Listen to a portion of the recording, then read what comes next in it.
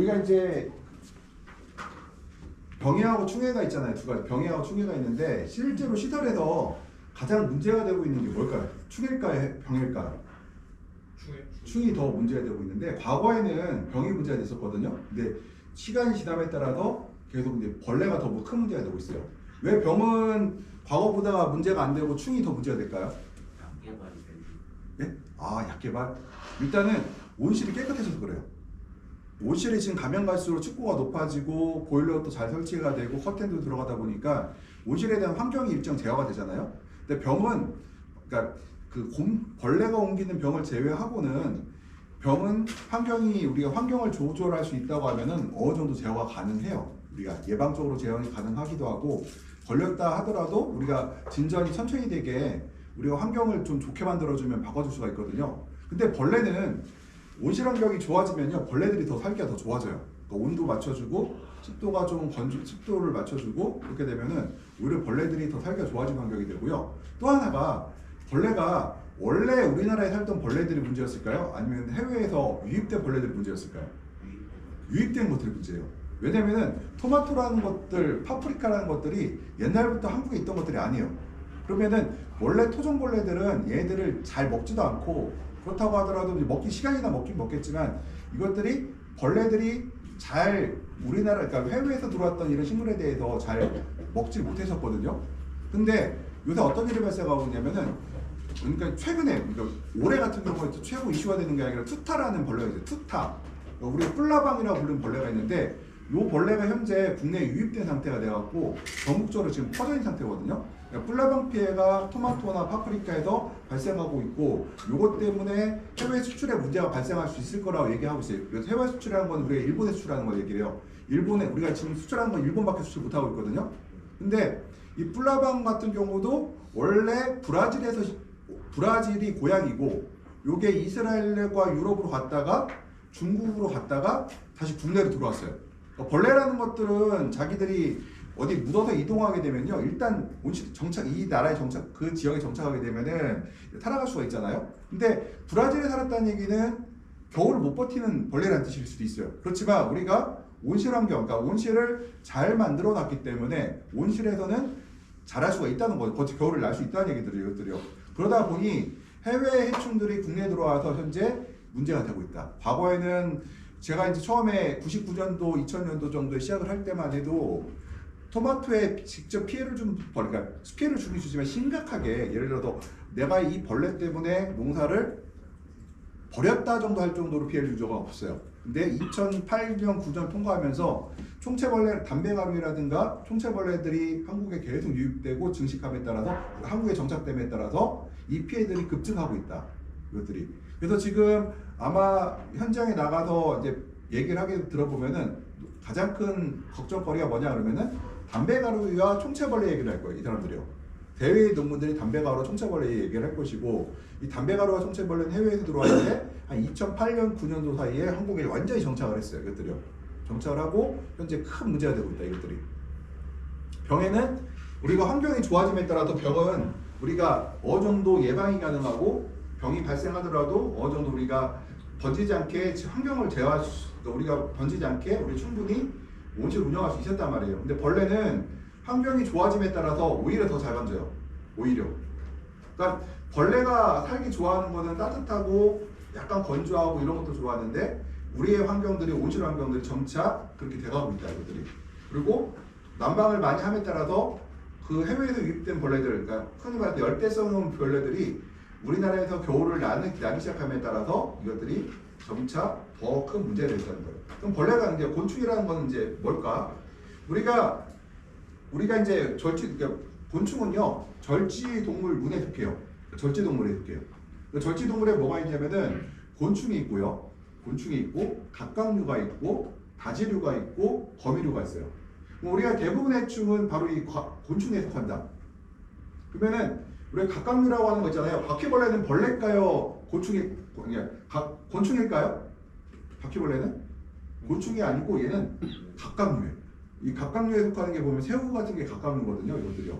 갑각류고 우리가 곤충이라는 건 뭐 여러 가지 우리가 가장 많은 것들 보면은 뭐 눈에 볼 수 있는 것들 보면은 뭐 메뚜기, 뭐 뭐 벌, 뭐 이런 거 다 곤충에 있죠, 이것들이요. 뭐 나비 이런 것, 나방 이런 것들이요.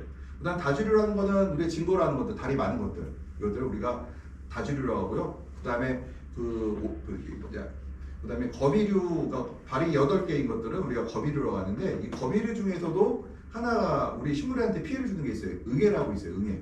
응애도 종류가 되게 많거든요. 뭐 노궁애도 있고 뭐 여러 가지 응애들이 있는데, 이 응애들이 또 피해를 주는데요. 응애도 보면은 발이 8개가 있어요. 그래서 우리가 곤충은, 그러니까 절지동물이라는 것은 곤충, 갑각류, 다지류, 거미류가 있는데, 이 중에서 우리가 이제 요것들의 특징은 뭘까요? 절지동물의 특징들은 첫 번째가, 이제 볼게요.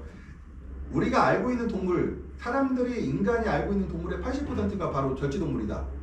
사자, 토끼 이런 게 아니라는 거예요. 이런 벌레들이, 이런 절지동물들이 한 80%를 우리가 인간이 발견된 중에 80%가 이제 절지동물이고, 이 절지동물의 비율은 계속해서 늘어나고 있어요. 왜냐면 절지동물은 작아요, 커요? 작죠. 그리고 어디에 있어요? 땅 속에 있고 굉장히 우리가 발견하기 어려운 곳에 존재하고 있죠. 어떤 경우는 보면은 깊은 동굴 속에서 햇빛을 못 보고 자라는 것들 수도 있어요. 그런 것들은 가끔 가다가 뉴스에 나온 거 보면요, 뭐 강원도 어느 동굴에서 아직까지 발견되지 못한 다지류인 어떤 벌레가 발견되었다, 이렇게 얘기가 나오거든요. 그래서 이렇게 해서 절지동물이라는 거는 지구상의 80% 이상, 그러니까 종 중에 80% 이상이 절지동물이고, 이 특징이 있어요. 외골격이라고 있죠. 외골격은 뭐예요?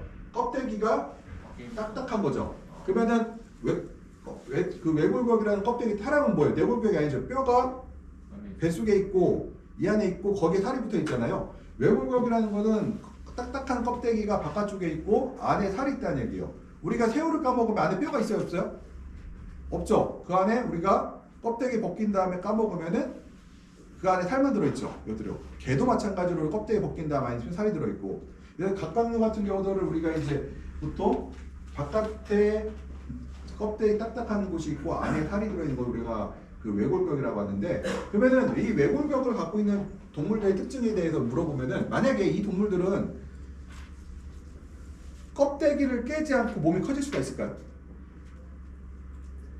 껍데기를 깨지 않고 몸이 커질 수가 있어요? 그럴 수가 없죠. 껍데기를 벗겨내고 몸이 커진 다음에 다시 껍데기를 만드는 과정들을 통하죠. 이거 모든 벌레들이, 여기에 보면 곤충, 갑각류, 다지류, 거미류 전부 다 외골격으로 되어 있기 때문에 껍데기를 깬 다음에 다시 몸이 커지고 다시 껍데기를 만드는 과정들을 반복한다는 것들이거든요.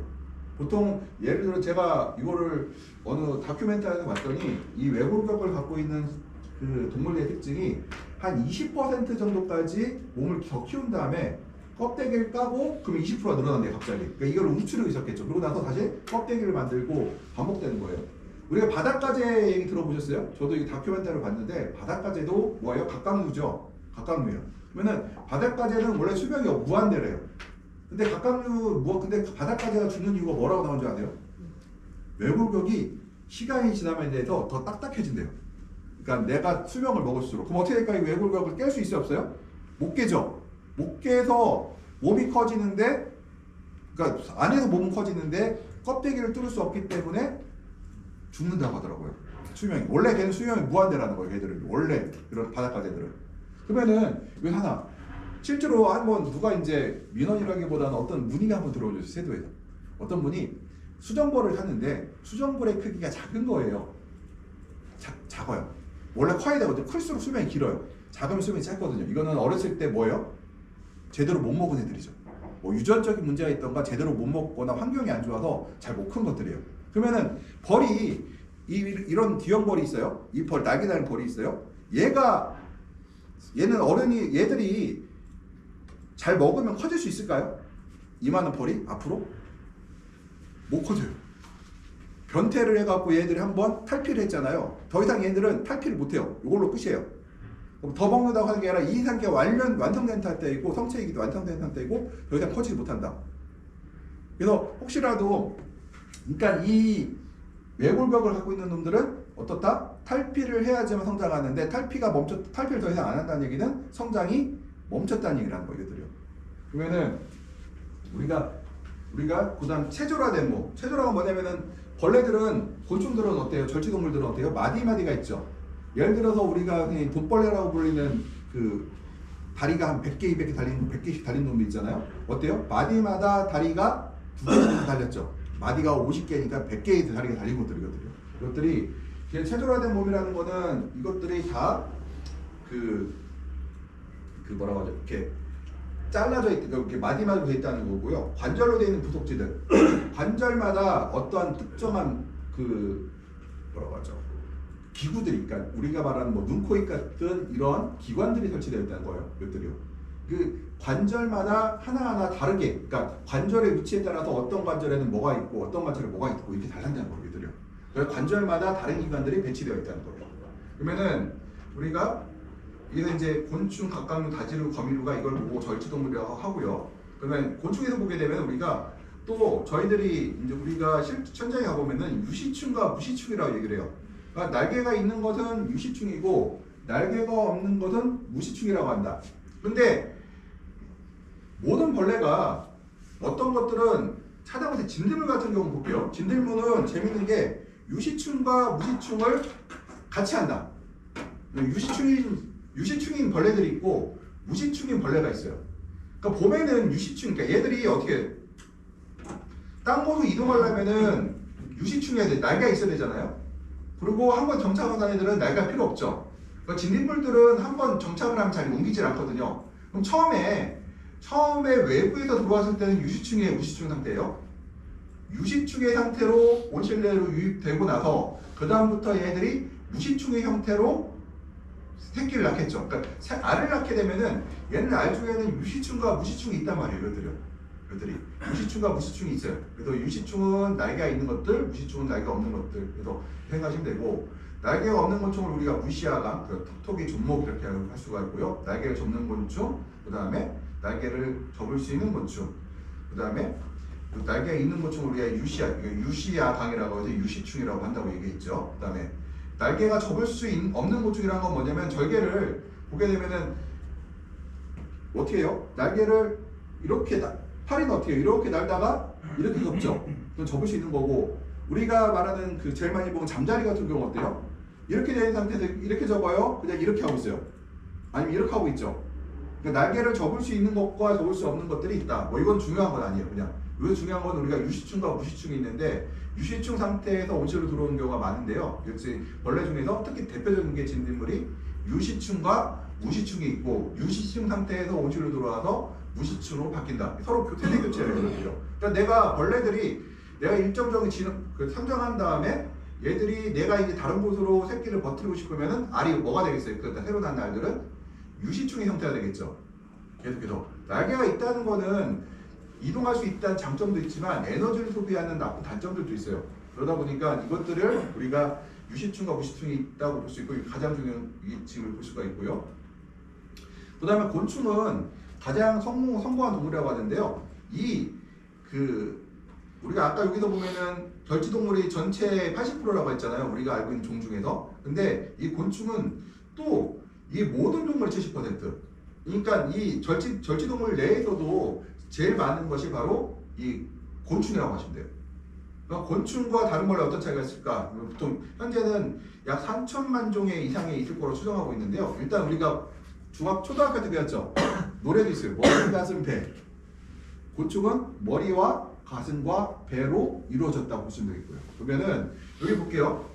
여기 머리가 있고요. 머리 앞에 뭐가 있어요? 꽃눈이 있고 겹눈이 있고, 그 다음에 다리가 앞에 하나, 뒤에 하나, 그 다음에 배 하나 해서 머리, 가슴, 배 쪽에 하나씩 3개, 6개의 다리로 이루어졌고요. 그 다음에 여기 보면은 벌레는 입으로 숨을 쉴까요? 어디로 숨을 쉴까요? 사람은 입과 코로 숨을 쉬죠. 모든 우리 동물들은 다 입과 코로 숨을 쉬잖아요. 근데 얘들은 지금 어디로 숨을 쉬어요? 숨구멍이라는 게 보이죠? 숨구멍이 어디 있어요? 마디마다 숨구멍이 있죠. 마디마다. 이 숨구멍이 뭐가 중요하냐면요. 일단은 그 다음에 벌레의 특징이 대부분이 이제 세 쌍의 다리로 되어 있고, 세 쌍의 다리로 되어 있고, 그 다음에 대부분 날개가 있는 것들이 대부분이고, 날개가 없는 것은 별로 없어요. 근데 대부분 날개 달려 있고요. 그 다음에 어떤 것들은 말씀드렸듯이 날개 있는 것과 없는 것을 서로 왔다 갔다 하는 경우들도 있고요. 그러면 머리, 가슴, 배로 되어 있고요. 마디마다 숨구멍이 있어요. 그러면은 여기서 우리가 살충제를 만들 때 벌레가 변태를 그러니까 이거 깨야 이 안에서 우리가 이거를 우리가 껍데기를 까야지 성장할 수 있다고 했죠. 근데 어떤 농약 중에서는 껍데기를 탈피를 못하게 하는 농약이 있어요. 대표적으로 이 BT제라고 해서 나방약들이 있는데요. 탈피를 못한다는 얘기는 어때요? 벌레가 죽는다는 얘기죠. 그 다음에 또 하나가 이 기공이라고 보이죠? 숨구멍. 우리가 기공이라고 하는 숨구멍이 있는데 이 숨구멍으로 약이 들어가서 호흡을 정지시킬 수가 있어요. 그러면은 우리가 이 숨구멍으로 들어가서 이 탈충제들이 바로 이 숨구멍을 들어가서 이것을 죽이는 약들이 있는데 요 약에 대해서 얘기를 할 때 또 하나가 들어가서 죽이기도 하지만 우리가 유제라고 불리는 죽이 있어요. 뭐 우리가 보면은 과수 같은 데 쓰면 기계유라고 해서 기름 정도를 뿌리는 경우가 있거든요. 이 기계유의 역할이 뭐느냐? 이 숨구멍을 기름으로 막아버려요. 그럼 어떻게 될까요? 숨 막혀서 죽어버리겠죠. 이 안으로 들어가서 호흡을 정지시키는 농약이 들어갈 수도 있고 기름을 묻혀서 호흡을 정지되게 시킬 수 있어요. 그러면은 제가 말씀드렸을 때 이 숨구멍의 역할 중에서 호흡을 한다고 했는데 그러면은 내가 어떤 벌레가 있는데요. 호흡을 정지시키는 농약이 있어요. 근데 요거에 대한 저항성이 발현됐어요. 그러니까 어떤 벌레는 농약을 뿌려도 잘 안 죽어. 호흡을 정지시키는 약을 뿌려도 잘 안 죽어요. 그런 경우는 어떤 기작이 있을까요? 바로 이 숨구멍에다가 큐티클층을 그러니까 막을 만들어 갖고요. 그러니까 흔히 그 왁스층을 두껍게 만들어 갖고 농약이 튕겨 나가게 하는 벌레들이 있어요. 그러면은 같은 농약을 뿌려도 왁스층이 두꺼워서 그 벌레를 그 농약이 못 들어오게 튕겨낸다고 하면 어때요? 방지가 되겠죠, 얘들이요. 그래서 방어해요. 내가 벌레들이 스스로 나를 보호할 수가 있겠죠. 그래서 약이 잘 안 됐겠죠. 그래서 여기 보면은 그리고 또 이제 2%또 뒤에서 일단은 이 숨구멍은 바로 농약이 기제와 관련이 있고 곤충들은 폐로 숨을 쉬는 게 아니라 이 숨구멍을 통해서 기공을 통해서 우리가 호흡을 한다는 거예요, 이것들이요. 그다음 벌레가 성공할 수 있는 가장 큰 요인이 뭐냐면은 크기가 작아요, 일단.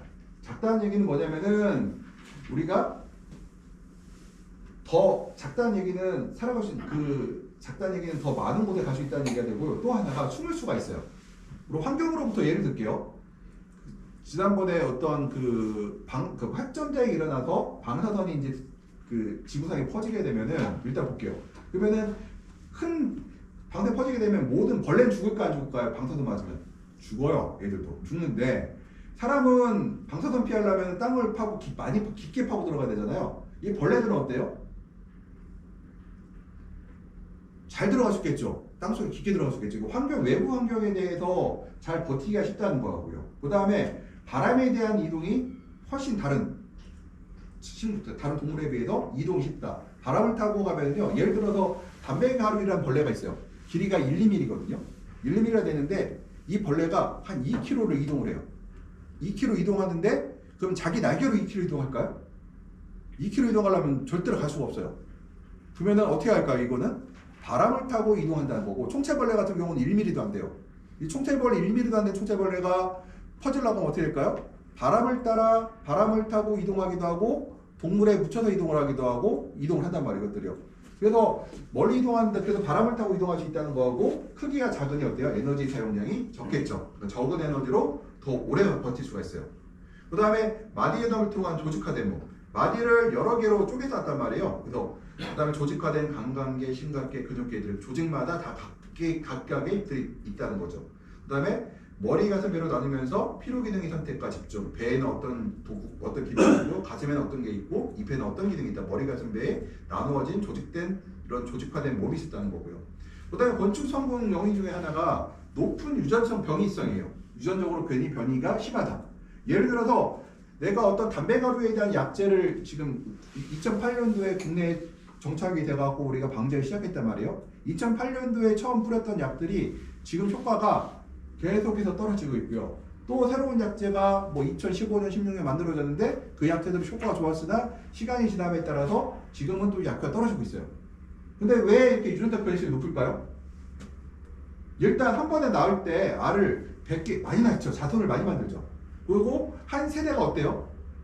인간은 한 세대가 20년, 30년을 보잖아요. 30년을 보는데 이 벌레들은 한 달, 두 달, 길어야 두 달, 짧으면 보름 정도의 한 세대가 이루어져요. 한 세대라는 건 뭐냐면은 알에서 성충까지 되는 과정을 우리가 한 세대라고 하거든요. 알이 새로운 새끼를 낳을 수 있는 성충이 되는 과정 그 기간이 15일, 뭐 한 달, 두 달 정도, 길어도 두 달이면 새로운 새끼를 낳을 수 있는 성충이 된단 말이에요. 이것들이요. 그러니까 어때요? 많은 새끼를 낳고 세대가 짧다는 얘기는 어떤 외부의 충격이 있었을 때 세대의 그 유전적 변이가 더 빨리 더 발생한다는 얘기가 돼요. 세대 수가 많다는 얘기는. 인간은 내가 한 세대가 20년, 30년이기 때문에 내가 30세대가 가봐야 몇 년이에요? 500년, 600년 돼야 한 세대인데 동물은, 이 벌레들은 불과 6개월 사이에도 20세, 3세대가 가고요. 그 자손의 숫자는 한 마리가 10,000마리, 20,000마리가 되는데 불과 한 두 달이면 된다는 거예요. 이것들이요. 그리고 공진하는 것도 뭐냐면은 식물의 진화에 맞춰 곤충이 적응하면서 진화하는 일이 반복됐다. 이거는 유전성과도 관련이 있어요. 공진화는 뭐냐면 식물이 내가 잎을 어떤 특정 강도만큼 뚫을 수가 있었어. 그래서 이 주둥이가 이제 뚫고 내가 지백을 빨아먹고 살았는데 이 나무들이 이 벌레가 너무 괴롭히니까 잎을 두껍게 만드는 거예요. 그럼 어떻게 돼요? 못 파고 들어가겠죠. 그럼 벌레는 그냥 다 죽을까요? 벌레는 또 이거에 맞춰서 이 주둥이를 여기에 더 침을 깊게 박을 수 있도록 지다가 또 일어나요. 왜냐? 아까 말했던 높은 유전성 병이와 같이 일치된다는 얘기죠. 그러면서 서로 창과 방패가 돼서 계속해서 이것들이 움직이고 있다. 이것들이요. 그래서 상호간의 공중은 특이성이 빠르게 유도된다. 굉장히 빨리빨리 새로운 종들이 출현하고 중이 아니더라 하더라도 그 안에서 새로운 환경에 맞게 적응하고 있다는 거. 이것들이요. 그래서 벌레는 성공률이 뭐예요? 높은 유전성 특성이 있고 그러다 보니 진화가 빨리 되고 환경의 적응력이 굉장히 높다는 거죠. 그래서 계속하는 제가 이제 다큐멘터리를 이런 것 좀 보면은 세상이 이제 뭐 소행성이 충돌하거나 어떤 특정한 지구에 무슨 문제가 생겼을 때 그때 살아남으시는 것들은 이 벌레, 곤충류, 그러니까 이런 흔히 말 절지동물류밖에 없을 것이다. 그 절지동물에서 다시 시작할 거예요. 바다의 생물들도 모두 다 없어질 것이고 이 절지동물만이 살아남아서 다시 진화가 시작할 것이라고 얘기를 하더라고요. 이런 얘기를 할 때요. 굉장히 환경에 대한 적응성이 강한 것들이기 때문에 그렇기 때문에 그렇다고 얘기를 하고 있어요. 그런 것들이요. 곤충의 특성 유인에서 이제 이 무척추동물 중에서 유일하게 날개가 달렸다. 그러니까 아까 절지동물이 전 세계의 80%라고 했죠. 그 안에서 70%가 뭐라고 했어요? 전 세계 대부분이 그 절지동물 안에서 대부분이 바로 곤충류라고 할 수가 있는데 가장 성공 요인이 하나가 바로 날개가 달렸다는 거. 그래서 새로운 지역과 환경에 이동이 쉽고 그 다음에 적을 피하기도 쉽고 짝을 찾기도 쉽다. 그래서 효율적이라는 거고요. 짧은 세대. 아까 말씀드렸듯이 15일에서 길게는 한 달, 두 달이면은 새로운 성충이 되는 시간, 알에서 성충까지 이 정도 시간이면 충분하다는 거예요. 이것들이요. 많은 수의 알과 함께 개체수 증가는 크게 있죠. 한 마리가 200개 알을 깠다고 쳐요. 200개가 다 무사히 크면 다시 200개가 다시 200을 곱하면 어떻게 돼요? 200개, 100개만 합시다. 그러면 한 개가 100개가 되고 100개가 다시 보름 후에 100개 알을 까면 어떻게 돼요? 한 마리가 한 달 만에 10,000마리가 되는 거죠. 다시 그럴 리는 없겠죠. 자연적으로 죽는 것들이 있을 테니까. 10,000개가 다시 한 세에 또 지나게 되면 어떻게 돼요? 100만 개가 되죠. 가만 놔두게 되면. 또 100만 개가 또 가만 놔두면 어떻게 돼요? 1,000만 개. 두 달이면은 한 마리가 1억 개가 되네요. 정상 완전히 벌레가 살아갈 수 있는 환경이 되고 내가 천적이 없다고 하는 가정에서는 한 마리가 1억 개가 되는데 불과 두 달이면 된다는 거죠. 굉장히 빠르죠. 이것들이요. 그리고 짧은 세대라는 거. 그 다음 변태요. 저도 이게 변태라는 것도요. 그러니까 우리가 번데기가 되는 과정들이 있잖아요. 번데기가 생각해보세요. 벌레가 입장에서 번데기라는 거는 어떤 조건이에요? 천적으로부터 도망갈 수 있어요 없어요? 번데기가 되면 못 도망가죠. 굉장히 취약한 시기가 되잖아요. 근데 이상하게요. 곤충 중에서 상당수가 그러니까 대부분 그러니까 100%라고 못 했지만 한 상당수가 절반 이상이 이 변태라는 과정 거쳐요. 번데기 거쳐요. 그럼 번데기가 되는 과정들이 어떠한 유리한 점이 있을까? 내가 예를 들어서 지금 애벌레예요. 내가 담배 나방이에요. 애벌레예요. 담배 나방이 애벌레예요. 그러면은 담배 나방이 애벌레는 뭘 먹고 살아요? 이파리를 먹고 살죠. 이파리 먹고 살아요. 이파리 먹고 났다가 그럼 담배 나방은 이파리를 먹고 살까요? 걔는 꿀을 먹고 살아요. 그러면은 성충하고 자식하고 경쟁 관계가 경쟁을 안 하죠. 바로 이러한 특성들이 있다. 그러니까 자식 세대와 부모 세대가 먹이를 갖고 경쟁하지 않는다는 건 굉장히 유리한 거죠. 또 하나가. 그러면은 또 하나가 이 번데기라는 거는 또 하나가 그래서 또 하나가 번데기라고 볼게요. 번데기는 또 어때요? 환경에 대해서 강하게 약해요. 부표한 외피를 갖고 있고 그러니까 먹이 생활을 중단시켰기 때문에 얘들은 버티심이 강하다. 번데기가 어떤 번데기는 땅속에 있는 번데기도 있거든요. 땅속에서 겨울을 할 수도 있고요. 내가 땅속이 아니라 하더라도요. 이런 뒤편 같은데 이런 오래된 집 같은데 보면은 시골집 같은 이 뒤편 같은데 보면은 번데기들이 붙어 있는 경우가 있어요. 어떤 벌레의 번데기들이 이 뒤쪽에. 그러면은 얘들이 이 뒤에 붙어서 어떤 일을 할까요? 겨울에 먹을 것이 없으니까 뒤에 붙어갖고 겨울을 월동을 하고 나서 어떻게 돼요? 월동을 하고 나서 봄에 또 나올 수가 있겠죠. 그 얘기는 환경에 대한 적응성이 좋아졌다는 얘기겠죠. 그러니까 내가 개개로 봤을 때는 모르겠지만 나의 자손들이 살아날 확률들이 높아진다는 거. 또 하나가 이 나방이 번데기가 또 하나가 우리 해충 처치할 때 번데기에 문제가 있어요. 성충은요 잘 죽거든요. 성충은 잘 죽어요. 성충은. 근데 번데기는 잘 안 죽는다. 약을 쳐도.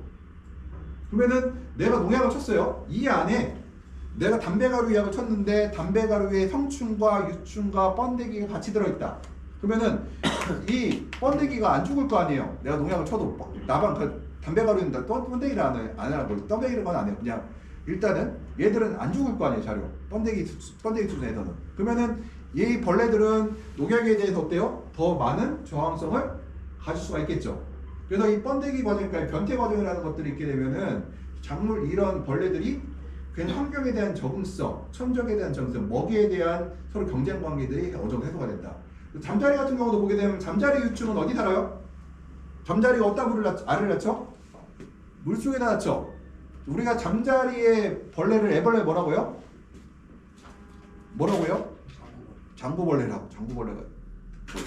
장구벌레는 저거 아닌가? 모기고 무슨 장군이라고 하는데 하여튼 얘들은 바로 물속에서 물고기도 잡아먹고 개구리도 잡아먹고 올챙이도 잡아먹고 이러고 살고 있어요. 이 안에서요. 땅속에서 물속에서. 그럼 얘는 물속에 있는 벌레를 먹고 살지만 성충인 잠자리는 뭘 먹고 살아요? 하늘에 날아다니는 벌레를 먹고 살잖아요. 서로 경쟁 관계를 하지 않는다는 거죠. 그리고 물속은 또 어때요? 겨울을 나기가 쉽죠. 물속에서는요. 겨울을 나기가. 그러다 보니까 이러한 장점들이 있다는 거예요. 이것들이요. 곤충의 이제 선량 중에서는 의태라고 해서 보게 되면요, 이 수용하는 수 볼게요. 서로 이제 숨기는 기능을 하는데 보면은 어때요? 뭐 보이나요? 잘 안 보이죠, 이것들이요. 잘 안 보여요. 그럼 대벌레는 뭐예요? 나무 줄기와 똑같이 생겼죠. 비슷하게 생겼죠. 난초 사마귀 같은 경우는 난초꽃과 유사하게 생겼어요, 이것들이요.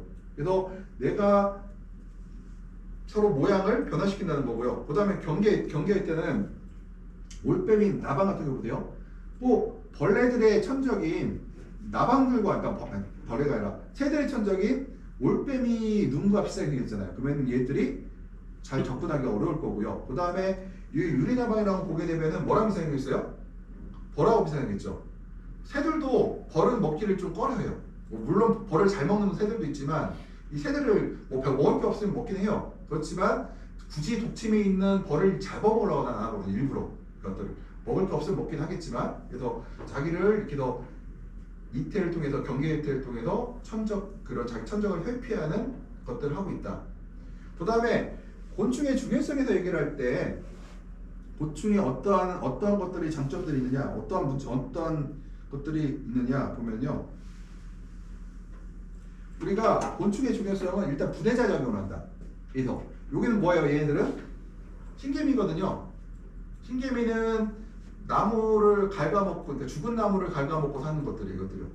그 다음에 이런 뭐라고 하죠? 이런 똥 같은 거를, 그러니까 죽은 사체라든가 배설물을 사체하는 이런 것들을 우리가 분해작용을 한다, 이것들이요. 그러니까 분해자의 역할을 한다는 거죠. 이 곤충들이 없으면은 산 속에 나무들이 굉장히 쌓여 있을 거예요.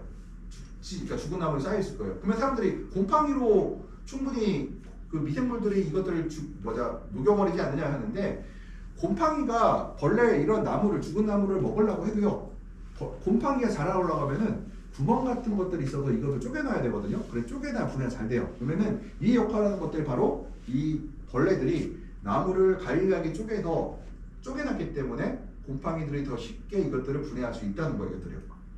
우리가 보면은 토양 속에 들어가서는 흙을 갈아주기도 하고, 그래서 뭐 공기 순환, 배수, 영양소, 이 구멍을 이 미세한 구멍들을 말아놓게 되면은 이 안에 공기가 들어갈 수도 있고요. 그 다음에 그래서 이런 그 배수 등기도 좋고 토양의 성질을 좋게 만든다고 얘기를 하고 있어요. 그 다음에 곤충의 중요성에서 이제 우리는 요거는 이제 우리 이제 스마트팜에서 하는 것들을 보게 되면요, 해충을 없애기 위해서 천적으로 많이 사용하고 있다. 그래서 천적을 많이 사용하는 작물, 대표적인 작물이 바로 파프리카예요. 파프리카 작물들은, 파프리카 같은 경우는 천적을 상당히 대부분의 경우 사용하고 있다. 이 파프리카 같은 경우는요. 그래서 보게 되면은 그 다음에 수분 매개자. 아마 혹시라도 관심 있는 분들은 제가 시간이 되면은 한번 이런 그 뒤연걸 만든 데 말고요. 이게 좀 이거 말씀드리고, 보통 수분 매개자일 거라는데 우리가 이제 토마토나 파프리카나 가지 같은 경우는 바로 이런 그 곤충을, 딸기도 그렇고요. 그 다음에 멜론도 그렇고 수박도 그렇고 이 벌을 통해서 우리가 수확을 한다. 지난번에 거기 갔다 오신 분 수확하는데 세도에 누구 몇 명 갔다 가던데 그 안에 아마 벌통이 있었을 거예요. 수박을 수정할 때 벌통을 쓰거든요. 그래서 곤충 중에서 하나가 수분 매개저 역할을 한다는 거고요. 그래서 이것들이요. 그래서 우리가 온실에서 들어갈 때 보통 300, 귀염벌이라는 그 호박벌이 있는데 200평에서 300평 기준으로 해서 벌 한 통이 들어가요. 그럼 벌 한 통의 가격은 지금 한 7만 원 정도 하고 있거든요. 그러니까 내가 만약에 3,000평의 온실을 운영한다고 하면은 한 10통 정도에서 10통 정도의 벌을 집어넣어야 되고, 그럼 벌값만 한 번 들어갈 때 한 100만 원 들어가요. 근데 벌 수명이 한 2달 정도 쓰고 나면은 이제 다시 교체해줘야 되거든요. 그래서 벌값도 만약에 내가 1년을 농사 짓게 된다고 3,000평을 1년 하게 된다고 하면은 한 4,500만 원 정도의 벌값이 들어가거든요. 이것들이요. 그래서 또 지금 이제 수박이라든가 딸기 같은 경우는 기원벌을 사용하지 않고 꿀벌을 사용하는데, 제가 아시는 분 하나가 지금 공주에서 양봉업을 하셨어요. 근데 지금은 이분이 꿀을 따지 않고 이것만 해요. 그러니까 봄에는 4월, 2, 3월 달에는, 2월 달에는 논산 수박밭에 가서 벌을 놔주고, 그 다음에 그거를 뭐 500통, 1000통을 놓고 그걸 왔다 갔다 하면 관리를 해주고요. 그 논산의 수박밭의 수정이 끝나면 갖고선 맹동이라고 들어봤어요. 맹동 수박 유명하거든요. 진천에, 음성에 가서 또 한두 달 정도 수정시켜 놓고 끝내고 다시 내려와서 지금 또 내려왔을 거예요. 거의 끝나면 여기 수박이 또 시작됐거든요. 또 그걸 벌어 갖고 왔는데 보통 한두 달 정도 놓고 관리해 주는데 한 10만 원 받으세요. 한 통에. 그러면은 이분이 한 1000통 운영하시니까 한 1년 매출이 한 2, 3억 정도 나오겠죠. 이것들이요. 그래서 근데 뭐 사람들이 그거 몇 달이라고 1억, 2, 3억 버네 그렇게 하는 게 아니라, 사실은 그 벌통을 유지하기 위해서는 그러니까 지금 끝나고 나면 세력이 굉장히 약해지거든요. 힘이, 그러니까 꿀벌들이 많이 죽고 힘이 약해졌기 때문에 지금부터 가을 때까지 벌의 숫자를 늘려놓고 월동을 잘 하게 한 다음에 다시 1, 2월 달부터 다 일을 시키는 이런 작업들이 들어가요. 그래서 혹시라도 관심 있는 사람들은 한번 소개시켜 드릴게요. 그것도 생각보다 옛날에 꿀 따서 하는 사업들은 좀 제가 볼 때 그렇게 높은 수익이 안 났는데, 이 수정벌로, 그러니까 수분 매개제로 사용되는 사업은 어느 정도 괜찮은 것 같더라고. 몸이 좀 교대들었지 괜찮은 것 같더라고, 수익이요. 보통 보면은 우리가 이제 뭐 멸종에 대한 꿀벌 얘기도 나오고, 꿀벌이 사라지면 뭐 얘기하는데, 현재 우리가 시설원에서 사용되는 수정은 다 뭘로 한다? 벌로 한다. 사람이 수정을 안 해. 벌로 한다. 벌은 자연에 나온 벌이다? 아니다. 그 안에다 벌을 다 집어넣고, 이 벌값도 만만치 않다는 거예요. 벌 산업도 굉장히 커지고 있어요. 이 벌의 산업들도. 그래서 이를 내가 예를 들어서 여기 우리 학생들 중에서 내가 코퍼트라는 회사, 코퍼트가 벌로 유명한 회사거든요. 천적으로. 코퍼트 취직을 했어요. 그럼 코퍼트를 취직했으면은 벌에 대해서 알아야 되지만 작물에 대해서 알아야 되죠. 사장님 지금 벌 넣으셔야 돼요? 안 넣으셔야 돼요? 벌을 지금 호수가 많으니까 더 넣어야 돼요? 적게 넣어야 되는 걸 우리가 알아야 되겠죠. 이것들이요. 그래서 우리가 또 이런 농자재에 대해서도 한 번씩 좀 생각할 필요가 있어요. 특히 우리가 남학생들은 좀 생각할 필요가 있어요. 왜냐면은 이게 영업 이쪽도 농자재업도 괜찮은 수익을 갖고 있거든요. 이것들이 수익이 괜찮아요. 그 다음에 우리가 이제 외부 형태를 보면은 자세히 볼게요. 머리와 가슴과 배로 나뉘어 있고 머리는 한 쌍의 더듬이가 있어요. 머리는 이 한 쌍 이상은 없어요. 그 다음에 한 쌍의 견눈과 한 개에서 세 개, 뭐 이거는 뭐 혼돈들이 있어요. 또 그 다음에 가슴은 세 쌍의 다리와 두 개의 날개, 그 다음에 배는 다수의 발들도 있고, 여기 보면 숨구멍이 들어있죠. 숨구멍이 쭉 있고요. 그 다음에 고막, 소리 듣는 고막. 우리는 고막이 귀 속에 있는데 동물들은 어디 있어요? 위치가 좀 다른 곳에 위치되고 있죠. 이것들을 보게 되면요. 그리고 이게 이제 앞다리, 뒷다리, 턱이 있고 먹는 턱이 있고요.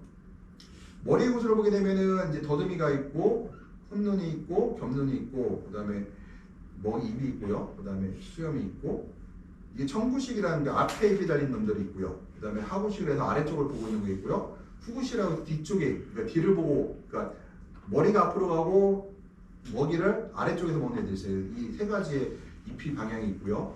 머리에 이제 더듬이 종류는 뭐 파리같이 이렇게 길쭉한 놈들이 있고, 그다음 토니 모양이 있고, 염주 모양이 있고, 실 모양이 있고, 깃털 모양이 있고, 그다음에 빗살 모양이 있고 이것들이 있는데 이 더듬이 역할은 뭘까요? 여러 가지래요. 공기 중에 날아가는 화학 물질을 지들이 흡착을 해요. 그럼 뭘 할 수가 있을까요? 나의 배우자가 어디 있는지 아니면 나의 먹이가 어디 있는지 이걸 통해서 알 수가 있죠. 그 다음 천적이, 그러니까 나의 천적이 어딘지 알 수가 있고요. 이 더듬이가 화학물질을 흡수하기도 하고 공기의 진동도 우리가 확인하기도 하고 얘가 바로 눈의 역할을 한다고 보시면 돼요. 견눈도 보지만 이런 눈보다는 이러한 그 더듬이로 내가 먹이라든가 이런 찾아간다는 것들이요. 그러면 왜 그러냐면은 벌레의 눈이 커요, 작아요? 작지가 작죠. 그러니까 이거 멀리 볼 수가 없어요. 이것들이요.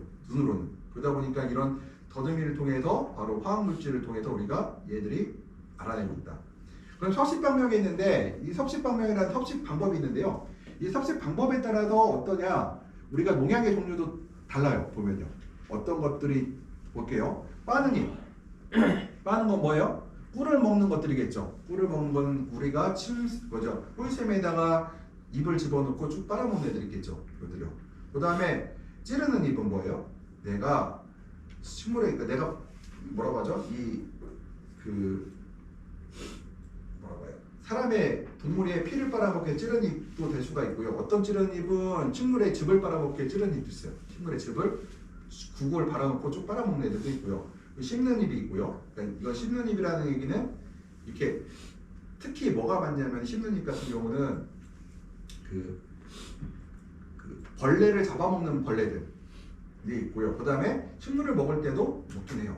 빅테리아는 거는 얘들이 이제 주로 천적이거든요. 벌레 잡아먹는 애들이거든요. 그 다음 플라이는 뭐냐면은 할레닌. 뭐냐면은 파리들이요. 파리에 대해서 우리가 할 때 파리는 뭘 먹고 살까요? 파리는 미생물을 먹고 살아요, 사실은. 파리가 오는 게 있잖아요. 파리가 왔어요. 그럼 여기가 있는 게 아니라 파리가 여기 있는 당분도 빨아먹지만 요 안에 미생물들이 있잖아요. 미생물을 핥아먹고 살아요. 핥아먹는다.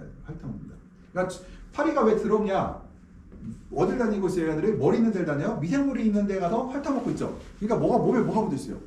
미생물이 묻어 있죠. 그래서 파리가 들어온 거예요. 그래서 파리는 똥에 붙어 있어요. 왜 똥에 붙어 있어요? 거기 미생물이 있으니까. 거기는 빨아먹고 거기는 몸에 있는 미생물을 갖다가 또 딴 데 가서 옮긴 다음에 미생물이 있으면 또 그걸 빨아먹고 이거 과정들을 바로 파리가 한다는 거고요. 그 다음에 씹는 이가 빠는 입은 비라고 돼 있죠. 벌은 꿀벌 같은 경우는 주로 빠는 입을 하는데요. 어떤 벌들은 뭘 하냐? 우리가 예를 들어서 말벌 있어요. 말벌은 침으로 쏘지만 물기도 해요. 물면 엄청 아파요. 물어 뜯어요. 이거를. 그래서 이 씹는 이가 빠는 입이 있다. 그리고 씹는 입 같은 경우는 또 하나 얘 같은 경우는 보게 돼. 얘는 비틀 같은 경우는 보면 어때요?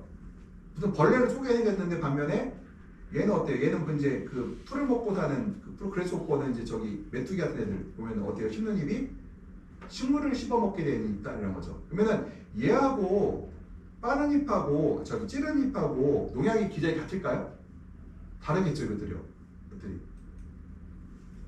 그래서 우리가 또 이제 머리 얘기 듣고요.